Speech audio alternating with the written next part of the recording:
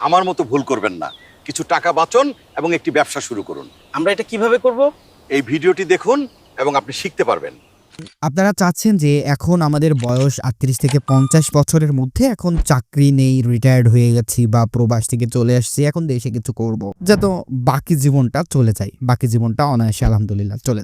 ১০টি দুর্দান্ত আপনাদের ব্যবসা নিয়ে আলোচনা করব, যে ১০টি বিজনেস আপনারা বৃদ্ধ বয়সে বা ৩৮ থেকে ৫০ বছরের মানুষদের, সেই ব্যবসা নিয়ে আজকের ভিডিওটি। তো চলুন শুরু করছি আজকের ভিডিওটি। আজকের অনিশ্চিত সময়ে চাকরি করে ভবিষ্যৎ গড়া খুবই নিরাপদ নয়, খুবই ঝুঁকিপূর্ণ। কারণ চাকরি করে আপনি আপনার বৃদ্ধ বয়সের সময়টাতে পার করতে পারবেন না। কারণ একটা সময় আপনাকে তারা কোম্পানি হোক বা সরকারি থেকে হোক রিটায়ারমেন্ট নিতেই হবে।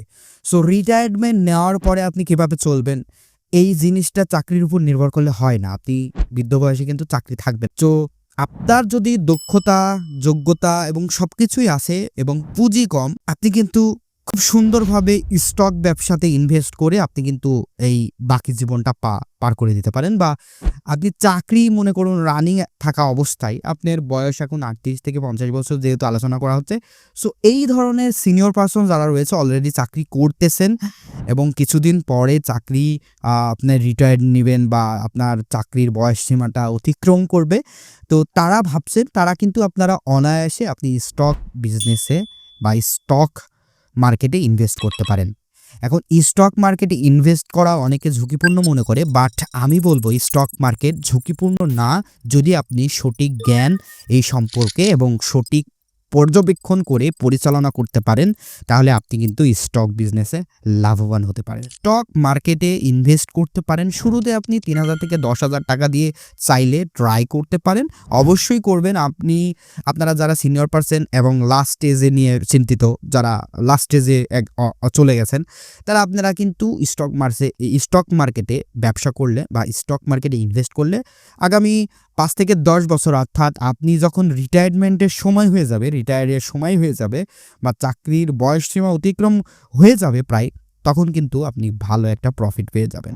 কারণ ধরুন আপনার এখন বয়স ৩৮ বছর বা ৪০ বছর, আপনি এখন যদি স্টক মার্কেটে ইনভেস্ট করেন, তাহলে আগামী ৫০ বছর বা ৫৫ বছর আসতে আসতে কিন্তু আপনি অনায়াসে, বা ৪৫ বছর আসতে আসতে কিন্তু অনায়াসে আপনি স্টক মার্কেটে একটা ভালো প্রফিট জেনারেট করতে পারবেন। আপনি যদি ২০ থেকে ২৫ মিনিট সময় দেন দৈনিক, তাহলে কিন্তু এই সম্পর্কে ধারণা চলে আসবে। স্টক মার্কেটে অবশ্যই এটা শিখতে হবে। সো শেখার জন্য আপনারা চাইলে আমাদের কোর্সে ভর্তি হতে পারেন। সো এটা কিন্তু চাকরির পাশাপাশি করতে পারেন। তাছাড়া আপনি ২ নম্বরে সেটা হলো স্টক আইটেম। বিভিন্ন ধরনের স্টক আইটেম নিয়ে ব্যবসা করতে পারবেন, যেমন পাট, আদা, রসুন, পেঁয়াজ, আলু, এই ধরনের হরেক রকমের যেগুলো স্টক করা যায়, স্টক রেখে আপনি কিন্তু এই ধরনের ব্যবসা করতে পারেন। এটাতে কিন্তু প্রচুর লাভ, যদি আপনি সঠিকভাবে সঠিক মৌসুমে আপনি যদি স্টক করতে পারেন এই প্রোডাক্টগুলো বা এই পণ্যগুলো। পাট আপনি ভালোভাবে কি করবেন, রোদে ভালোভাবে শুকানো পাট নিতে হবে, আর্দ্রতা নেই এমন ঘরে রাখুন, মাটির স্পর্শ নয়, বেল গোছা করে রাখুন। আপনি পাটটা মৌসুমে কিনে অফ সিজনে বেচলে ১৫ থেকে ৩০% লাভ হতে পারে আপনার। দ্বিতীয় নম্বর সেটা হলো পেঁয়াজ। পেঁয়াজের স্টক ব্যবসার একটা ভিডিও প্রপারলি আমার চ্যানেলে রয়েছে, লিঙ্ক ডেসক্রিপশন অথবা আই বাটনে ক্লিক করলে আপনি লিঙ্কটা পেয়ে যাবেন। সো এই ভিডিওটা দেখবেন, তাহলে পেঁয়াজের A to Z আপনি সম্পর্কে জানতে পারবেন।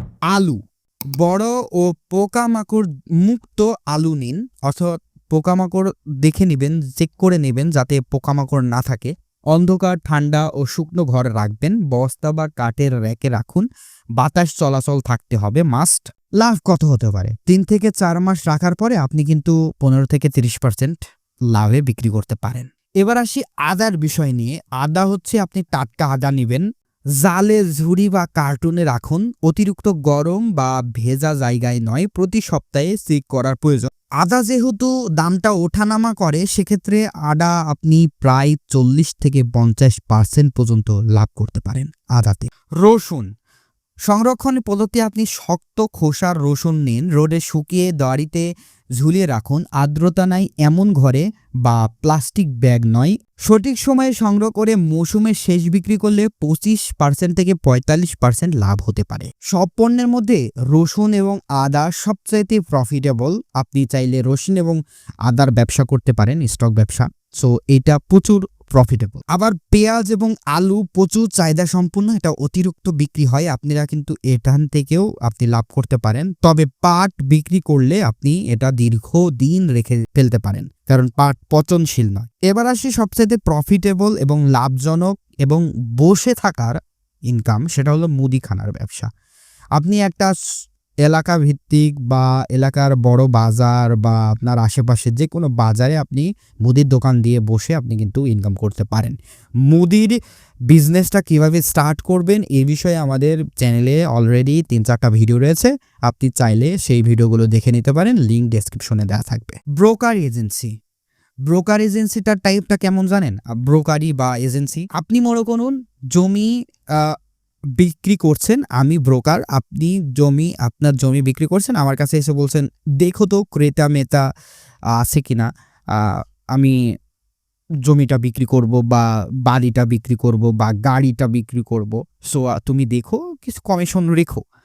সো আমি সেটা আমি আমার নেটওয়ার্ক অনুযায়ী আমার নেটওয়ার্ক তৈরি করে আমি হচ্ছে একটা ক্রেতা নিয়ে আসলাম এবং তাকে খোঁজ দিলাম যে অমুক জায়গায় একটা জমি আছে। সো লেনদেন কমপ্লিট হলে আমি কিন্তু যার সাথে যার জমি ছিল যে বিক্রি করলো তার থেকে কিন্তু 1-5% কমিশন নিতে পারবো। আর 1-5% কমিশন মানে অনেক, কারণ এই ব্রোকারি এজেন্সিতে বা ব্রোকারি বিজনেসে 0 টাকা ইনভেস্টমেন্ট। তবে অবশ্যই আপনাকে নেটওয়ার্ক থাকতে হবে, 4-5টা এলাকায় আপনার পরিচিত থাকতে হবে, মানে এমনভাবে নেটওয়ার্ক তৈরি করে নেবেন। আর বয়স 38 থেকে 50 বছর হলে অটোমেটিক ট্রাস্ট ভ্যালুটা কাজ করে।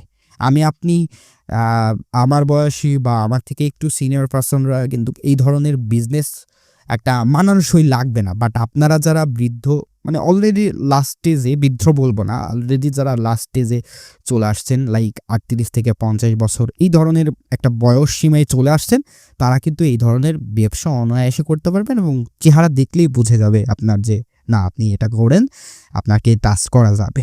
সো আপনার বয়সটা কিন্তু এই ব্রোকারি এজেন্সিতে অনেকটাই বেনিফিট করবে।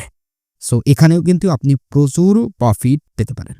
এবার আসি লাইব্রেরি বা স্টেশনারি দোকানের বিজনেস। আপনি কিন্তু চাইলে লাইব্রেরি এবং স্টেশনারির বিজনেস করতে পারেন, কারণ এই ব্যবসাটা সম্মানীয়, তেমনি খুবই পরিশ্রম কম। আপনি একটা লাইব্রেরির দোকান নিয়ে বসে পড়তে পারেন, সেখানে থাকবে আপনার বিভিন্ন ধরনের স্কেল, খাতা, কলম, ফটোকপি, প্রিন্টার মেশিন, ছবি তোলা, পেন্সিল, রং, তারপরে হরেক রকমের খাতা, তারপরে হরেক রকমের বই, সেটা ভার্সিটির বই হোক, গাইড হোক, ছোটদের বই, গল্পের বই, এই ধরনের আপনি কিন্তু গাইড নোট বইগুলো রেখে কিন্তু স্টেশনারি বই বা লাইব্রেরি দোকান দিতে পারেন।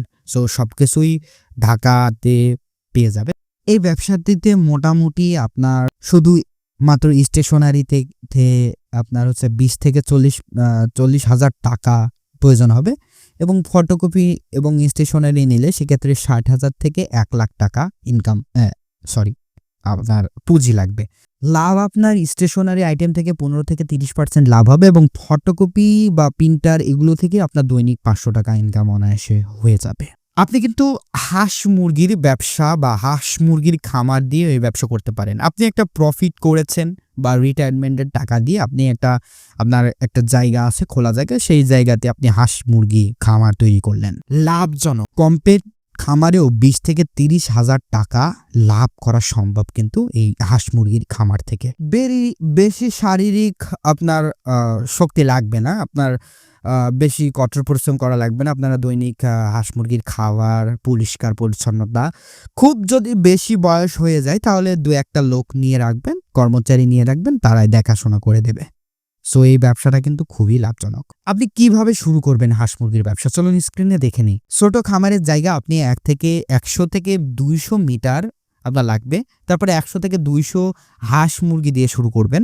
খাবার ও পানি সঠিকভাবে দিন, স্বাস্থ্য পরীক্ষা করুন, বাজারে সরাসরি বিক্রি বা পাইকারি বিক্রি করুন। মূলধন প্রাথমিকভাবে 50,000 থেকে 1 লাখ টাকাই যথেষ্ট এই ধরনের খামার তৈরি করতে। তাছাড়া আপনি বয়স 38 থেকে 50 বছর যারা আছে তারা কিন্তু রিটায়ারমেন্টের পর বা চাকরির পর বা দেশে ফেরার পর আপনি কিন্তু বিকাশ এজেন্সি বা লেনদেনের একটা দোকান খুলে আপনি কিন্তু বসে পড়তে পারেন, লেনদেনের একটা ব্যবসা শুরু করতে পারেন। সো এক্ষেত্রে আপনার যত পুঁজি তত লাভ, আবার আপনি যত লেনদেন হবে তত টাকা লাগবে আপনার। এটা আপনি বিস্তারিত ভিডিও রয়েছে, লিঙ্ক ডেসক্রিপশনে দেওয়া হবে, এটাও আপনি দেখে নেবেন চাইলে। তারপরে আপনি চাইলে একটা কাপড়ের দোকান বা গার্মেন্টস সামগ্রী নিয়ে একটা দোকান দিতে পারেন। একটা কর্মচারী রাখলেন এবং আপনার খুব বিন্দাস ভাবে চলে যাবে। একটা দোকান ভাড়া নিলেন। সো এই ব্যবসাটা আপনার কিন্তু 1 লাখ টাকার মধ্যেই হয়ে যাবে। সো আপনি চাইলে এই বিজনেসটাও করতে পারেন। এবং লাস্ট যে বিজনেসটা সেটা খুবই হলো সম্মানজনক এবং খুবই ভালো। আপনি চাইলে আপনার ফার্মেসির দোকান দিতে পারেন।